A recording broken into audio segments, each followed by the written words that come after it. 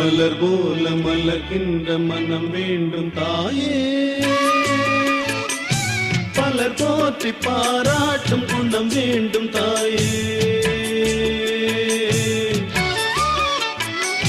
மலர் போல மலர்கின்ற மனம் வேண்டும் தாயே மலர் போற்றி பாராட்டும் குணம் வேண்டும்